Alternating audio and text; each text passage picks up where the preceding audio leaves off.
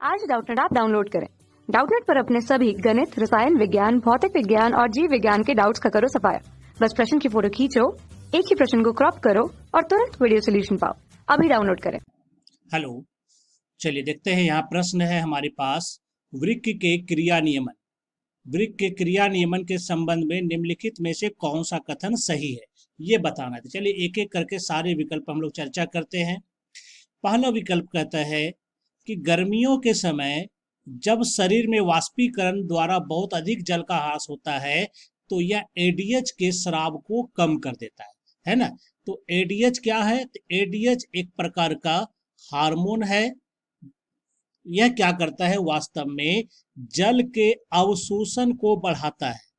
ये क्या करता है? जब जल जो है दूरस्थ कुंडलित नलिका और संग्राहक नलिका द्वारा पास होने लगती है तो यह अपने स्राव के द्वारा उसकी पारगम्यता को बढ़ाती है। यानी कि ये दूरस्थ कुंडलित नलिका होती है, ये संग्रहित नलिका होती है ना। इसी के द्वारा ये मूत्र आगे की ओर जाता है। तो यह एडीएच हार्मोन क्या करता है? यह इस दीवार की पारगम्यता को बढ़ाती है। तो इससे क्या होता है? इससे जल का अवशोषण बढ़ जाता है। ये जल का अवशोषण जो है क्या होता है? बढ़ जाता है। तो जल का अवशोषण बढ़ने का मतलब क्या है? कि ये जो मूत्र बनने जा रहा है ये सांद्र हो जाएगा, है ना। क्या हो जाएगा? यहाँ पर ये सांद्र मूत्र हो जाएगा। तो यहाँ पर कहता है जब जल का ह्रास हो चुका है, इसका मतलब है कि शरीर में जल को रोकने की आवश्यकता है ना। तो जल को यह जाने नहीं देगा। यानी कि जल को रोकने का मतलब है कि जल का अवशोषण यहाँ से जरूरी है ना। तो यह तभी हो सकता है जब एडीएच हार्मोन का स्राव बढ़ेगा। तो लेकिन यहाँ कहता है स्राव कम कर देता है, तो कम नहीं, ये ज्यादा हो जाता है।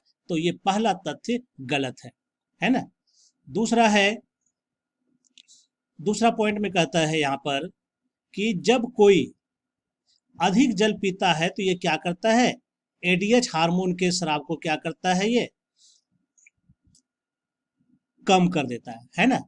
तो अधिक अगर जल पीता है तो इसका मतलब उसके शरीर को जल को संग्रहित करने की आवश्यकता नहीं है। इसका मतलब क्या है? यह जल का अवशोषण नहीं करेगा, है ना। तो जब जल का अवशोषण नहीं करेगा तो एडीएच के स्राव को यह कम रखेगा, है ना। इसको एडीएच हार्मोन के स्राव को बढ़ाने की आवश्यकता नहीं है। इसका मतलब ये दूसरा तथ्य बिल्कुल सत्य कहता है। यानी शरीर में जब ज्यादा जल है तो एडीएच क्या रहेगा? इसका स्राव कम रहेगा। और जब एडीएच का स्राव कम रहेगा तो इसका मतलब क्या है? जल का अवशोषण जो है यहाँ पर ये कम होगा, है ना, क्योंकि पहले से ही शरीर में जल मौजूद रहेगा। तो दूसरा तथ्य बिल्कुल सही है। तीसरा कहता है रक्त प्रवाह का ठंडे तापमान के संपर्क में आने पर एंजियोटेंसिन सेकेंड का निर्माण को उद्दीप्त करता है।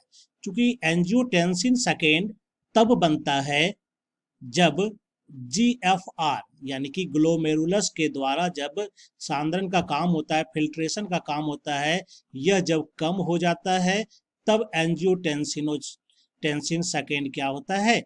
इसका निर्माण शुरू होता है, इसका स्रवण शुरू होता है, जिसके कारण क्या होता है? यह फिर से इसके जीएफआर को यह बढ़ा देता है। यानी कि जो निस्पंदन की दर है इसको यह बढ़ाती है।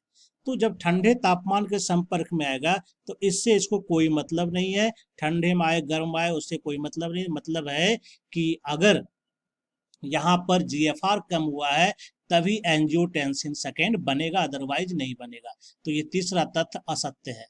चौथा कहता है गुच्छ रक्त प्रवाह में वृद्धि होने से एंजियोटेंसिन सेकेंड का निर्माण को उद्दीप्त करती है। तो ऐसा नहीं है, ये वृद्धि से नहीं, यह कमी से होता है ना।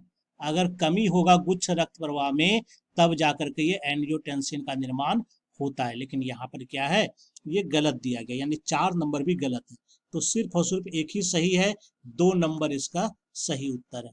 तो उम्मीद करता हूँ आपको ये कक्षा 6 से 12वीं से लेकर नीट, आईआईटी, जेईई वो एडवांस के लेवल तक 1 करोड़ से ज्यादा छात्रों का भरोसा। आज ही डाउनलोड करें डाउटनेट ऐप या व्हाट्सएप करें अपने सारे डाउट्स 8400 400 400 पर।